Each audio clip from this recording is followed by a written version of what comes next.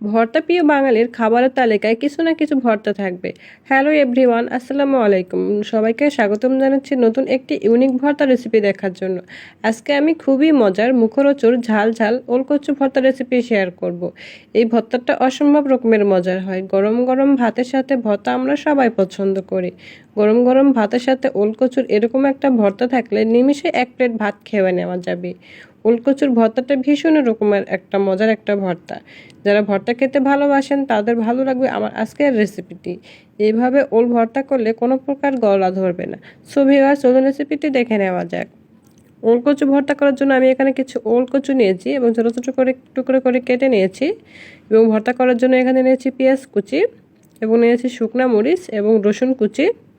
ওলকচু ভর্তা করার জন্য আমি একটা প্যানে ওলকচুগুলোকে দিয়ে দিব এবং তার সাথে দিয়ে দেবো সামান্য পরিমাণ হলুদ এবং দিয়ে দিব পরিমাণ মতো পানি। পানি দিয়ে আমি ওলকচুটাকে সেদ্ধ করে নেওয়ার জন্য ঢাকনা দিয়ে ঢেকে দিব এবং যতক্ষণ না পানিটা শুকিয়ে আসে ততক্ষণ আমি সেদ্ধ করে নিয়েছি। পানিটা যখন শুকিয়ে আসবে তখন আমি ঢাকনা তুলে দেখে নিয়েছি যে ওলকচুটা সেদ্ধ হয়েছে কিনা। ওলকচুটা পারফেক্টভাবে সেদ্ধ হয়েছে। আর আমি এই ওলকচু সেদ্ধগুলোকে একটা বাটিতে রেখে দিব।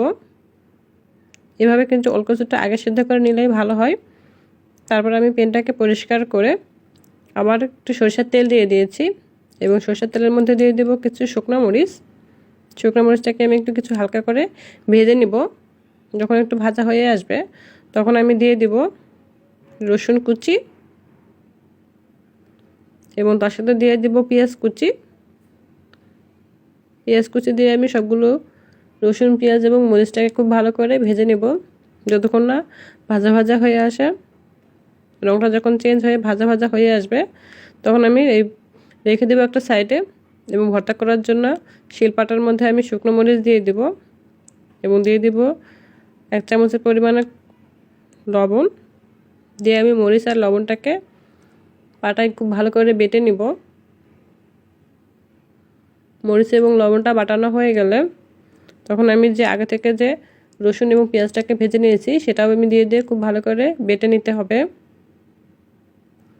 রসুন পেঁয়াজ বাটা হয়ে গেলে আমি ওলকচুটা সেদ্ধ করে নিয়েছিলাম সে সেদ্ধ ওলকচুটা দিয়ে দিব। সেদ্ধ ওলকচু দেওয়া হয়ে গেলে আমি ওলকচুটাকেও খুব সুন্দর করে পাটায় বেটে নিতে হবে। আর এরকম করে ওল ভর্তা করলে কিন্তু ভীষণই মজা লাগে খেতে। যারা ওলকচু ভর্তা খেতে চান না তারা আমার রেসিপিটি ফলো করবেন, তাহলে আপনারা সুন্দরভাবে একটা ওলকচু ভর্তা করতে পারবেন। আমি খুব ভালো করে পাটায় বেটে নিয়েছিলাম। ওলকচু বাটাটা হয়ে গেলে তখন আমি খুব ভালো করে এক জায়গায় নিয়ে আসব এবং তার সাথে দিয়ে দেব লেবুর রস। আর এই লেবুর রসটা দেওয়াতে কিন্তু ওলকচুটা কোনো প্রকারেই গলা ধরবে না। এবং দিয়ে দেবো কিছু ধনিয়া পাতা। দিয়ে আমি সবগুলো উপকরণ খুব ভালো করে ভর্তাটাকে আবারও মিশিয়ে নিব।